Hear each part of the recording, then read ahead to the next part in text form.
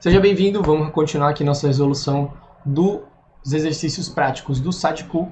Agora a gente está indo para o exercício 1.7, beleza? Vamos aqui para o Photoshop. Então a gente tem aqui o problema prático 1.7, ele pede para a gente calcular a potência absorvida ou fornecida por esses componentes aqui do circuito da figura 1.16, tá? Esses aqui são os componentes. E vamos ser bem direto, né? Vamos entender aqui como que está rolando cada coisa. Para calcular a potência, o que a gente precisa saber, né? Basicamente, tensão, corrente e sentido. Esse sentido aqui é o sentido da corrente. O que eu quero dizer com isso? Se vocês observarem aqui, nesse circuito, a gente tem essa corrente aqui, que ele já me deu, né? Esse aqui é um símbolozinho que representa a passagem de corrente no ramo. Então, se essa corrente está aqui, ela também está aqui e ela também está aqui. Tá? Então, isso aqui a gente fala que é uma malha, ó. A gente chama isso aqui de malha. Ou laço. Mas isso aqui é uma malha. Aqui a gente tem um negócio que a gente chama de nó. No nó, essa corrente ela vai se dividir, né? Ela vai vir para cá e ela vai vir para cá. Aí chegando nesse outro nó aqui, essa corrente que vinha daqui, ó, ela vem. A corrente que entra no dispositivo ela tem que ser a mesma que sai. Eu vou explicar isso melhor numa aula específica. Isso aí vem de um negócio que chama Lumped Matter Discipline, que é quando a gente faz uma discretização dos dispositivos que a gente utiliza em circuitos, tá? É um negócio para outro momento para explicar para vocês. Por enquanto, a gente assume que a corrente que está entrando aqui é a corrente que sai, tá? E essa corrente que chega aqui, tá chegando aqui também. E elas se juntam, né, para formar essa corrente aqui, ó. Então você vê que tá tudo em equilíbrio, né? A corrente que está entrando aqui se divide, depois ela se junta de novo e volta a ser quem ela era. Então a gente tem duas correntes grandes aqui passando. A gente tem essa e a gente tem essa aqui.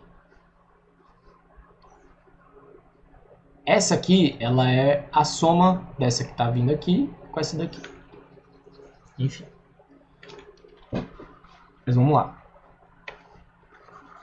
Por que é importante eu saber o sentido desse consumo? Por causa de um conceito que a gente vai utilizar para saber a potência, se ela está sendo fornecida para o sistema ou se ela está sendo absorvida. Beleza? A gente vai estabelecer aqui esse sentido para cá, esse sentido para cá e esse sentido para cá. Obviamente aqui também.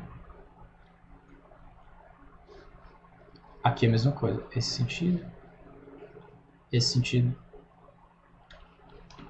e vamos resolver. Para cada componente desse, para cada P1, P2, P3 e P4 aqui, a gente vai analisar a corrente e a tensão deles. Então vamos começar por P1? Vamos lá. Para resolver essa questão aqui, a gente vai utilizar um negócio que chama convenção de sinal passivo, tá? Tava dando uma olhada aqui no livro e é assim que ele define, ó. Quando a corrente entra pelo terminal positivo de um elemento e P igual a mais VI. Se a corrente entra pelo terminal negativo, então P igual a menos VI. Então vamos colocar aqui.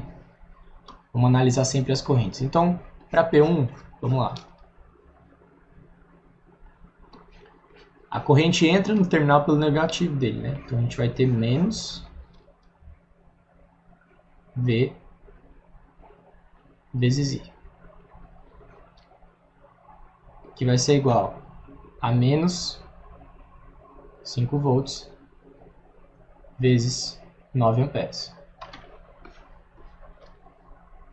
Menos 5 volts vezes 9 amperes.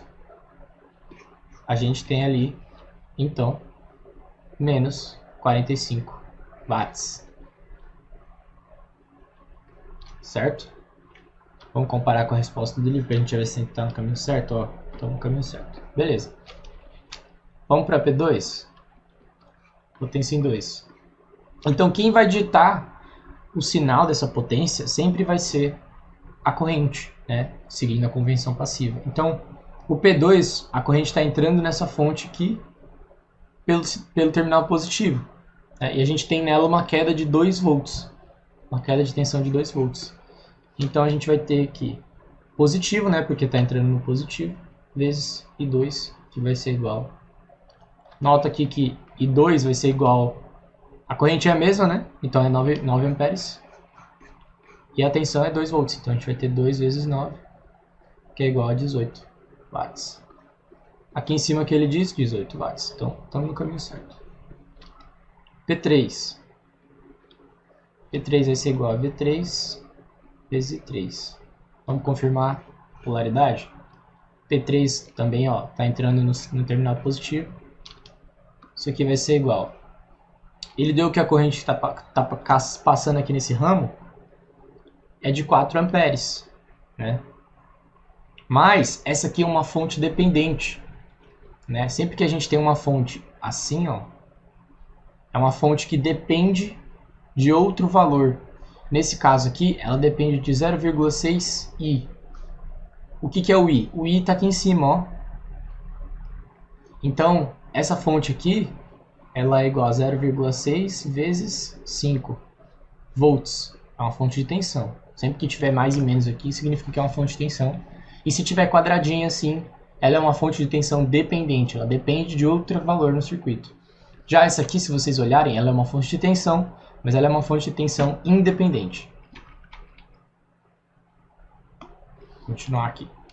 Então, a gente tem a tensão e a corrente, né? A tensão vai ser 0,6 vezes 5, que vai dar 3 volts. E a corrente que passa aqui é de 4 amperes. Então, vai dar 12, né? A potência. Se vocês olharem, 3 vezes... Vou fazer esse cálculo para vocês, para ficar bem explicadinho. 0,6 vezes 5 vezes 4. Como que eu gosto de fazer esse cálculo, tá? Sempre que vocês estiverem trabalhando com decimal e vocês quiserem tentar fazer de cabeça o cálculo, o que vocês podem fazer? Vocês podem trazer ele na forma de fração, né? Isso aqui é a mesma coisa do que 6 dividido por 10. Até aí ok, né? 6 dividido por 10 que multiplica 5 vezes 4. 5 vezes 4, eu sei que dá 20. E olha só, se eu pegar 20 e dividir por 10, vai cortar, vai sobrar só 2. E eu sei que 2 vezes 6 é igual a 12. Tá? Essa é uma das formas que vocês podem fazer para fazer sem calculador isso aqui. Para facilitar o cálculo para vocês. Vamos para P4, que é o último dado que a gente tem que coletar aqui. P4, a gente sabe a resposta, né? Óbvio, mas eu quero saber como é que ele achou. P4 está aqui, ó. A corrente está entrando com 5 amperes aqui no terminal positivo. Então, a gente vai seguir a convenção do sinal passivo.